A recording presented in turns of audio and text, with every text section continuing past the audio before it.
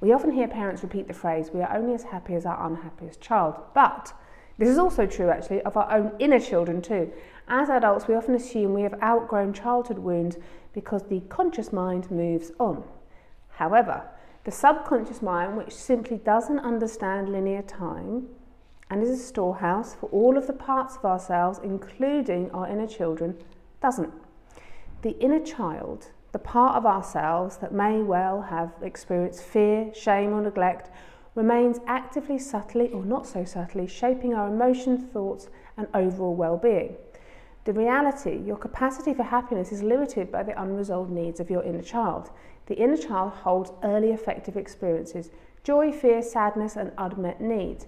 Even when we believe we have moved on, unresolved childhood stuff often appears as self-criticism, relational difficulties or chronic persistent anxiety. These aren't just personality traits, they are the residual patterns of an emotional system that never felt fully safe or validated. Early relational experiences, such as neglect or conditional caregiving, shape enduring internal models of self and others. A child who learns that love must be earned or that emotions are unsafe often develops self-limiting patterns, hypervigilance or emotional suppression. Even subtle neglect leaves an immeasurable imprint on adult resilience and baseline well-being.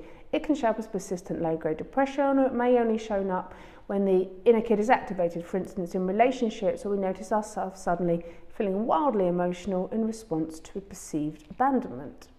The good news is that this can all change. Self-parenting the inner kid is one of the main pillars, if not the main pillar, of healing. Therapy offers structured support for when this is needed. Sustainable happiness is less about external achievement and much more about resolving these very early relational imprints. When your inner kid feels safe, seen and valued, your adult self gains access to a stable, expansive emotional baseline. In short, if your inner children feel safe and happy enough, so will you as an adult.